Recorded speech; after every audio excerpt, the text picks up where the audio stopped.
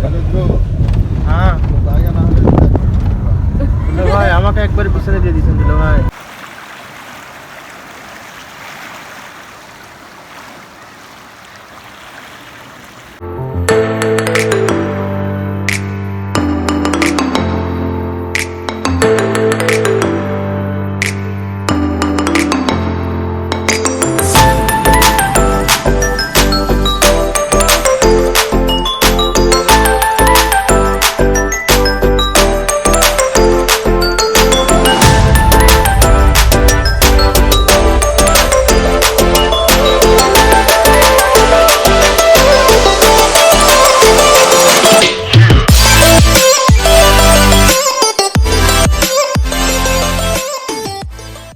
আসসালামু আলাইকুম, কেমন আছেন সবাই? আলহামদুলিল্লাহ আমিও ভালো আছি।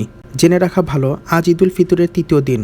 ভোর 5টায় ঘুম থেকে উঠে খুব তাড়াহুড়া করে রেডি হয়ে বড় আপুর বাসায় থেকে বেরিয়ে পড়লাম। সাথে আছে মা, বড় আপু, বড় দুলা ভাই, ছোট বোন, বোন জামাই, নায়ান, জোনায়েদ, জুয়াইরিয়া, সাজ্জাতুন আর আমি। ও আর একজন আছেন আমাদের পাইলট। আমাকে একবার পিছনে দিয়ে দিয়েছেন ভাই।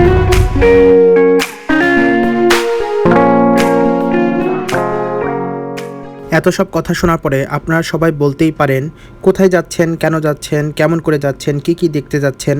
তাহলে চলেন আপনাদের এই সকল প্রশ্নের অ্যান্সার আমি দিয়ে দিই। ঈদের বেশ কয়েকদিন আগে থেকেই রাসনার উদ্যোগে পরিকল্পনা চলছিল যে ঈদের একদিন পর সবাই মিলে কোথাও থেকে ঘুরে আসা যাক, কিন্তু কোথায় যাওয়া হবে তা কেউ বুঝে উঠতে পারছিলাম না। কেউ বলছে সাজেক, কেউ বলছে কুষ্টিয়া। সবশেষ কোনো এক পাগল বলে উঠলো, চলো লালমনিরহাট থেকে ঘুরে আসা যাক। আর যাওয়া হচ্ছে মাত্র একদিনের জন্য। আর একদিনের জন্য গিয়ে যা যা দেখব: তিস্তা ব্যারেজ, 3 বিঘা করিডোর এবং আঙ্গুর পোতা 0 পয়েন্ট ও বাংলা বান্দা 0 পয়েন্ট এবং বিজিবি ও বিএসএফ এর জাতীয় পতাকা নামানোর অনুষ্ঠান, আর সর্বশেষ সৈয়দপুর বিমানবন্দর পরিদর্শন, তারপর রাতে বাড়ি ফেরা।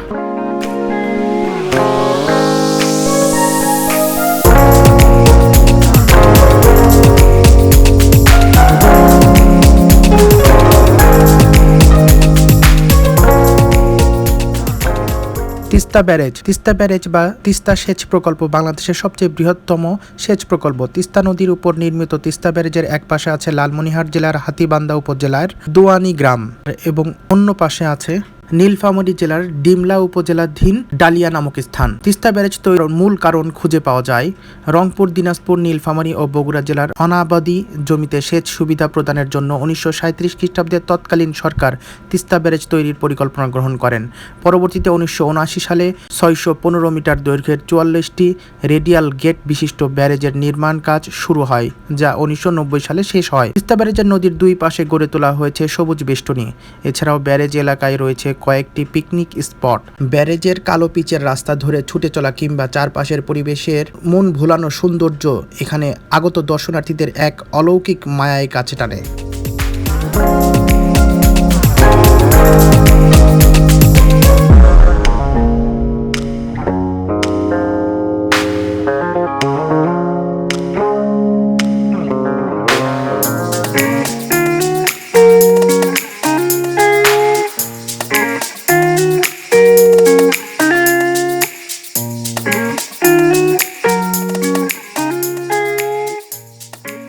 আমরা তিস্তা ব্যারেজে প্রায় 30 মিনিটের মতো অবস্থান করি, আর এরপর 3 বিঘা করিডোরের পথে রওনা হই।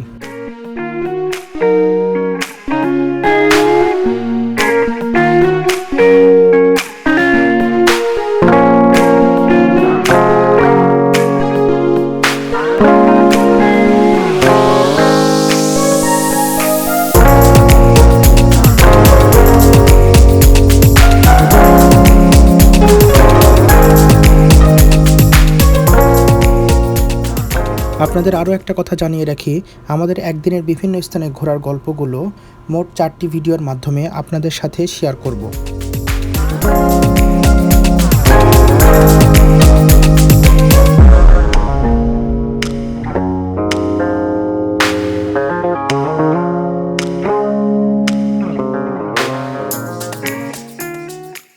আজ এই পর্যন্তই। সবাই ভালো থাকবেন, সুস্থ থাকবেন, আর পরিশেষে আমাদের জন্য দোয়া করবেন।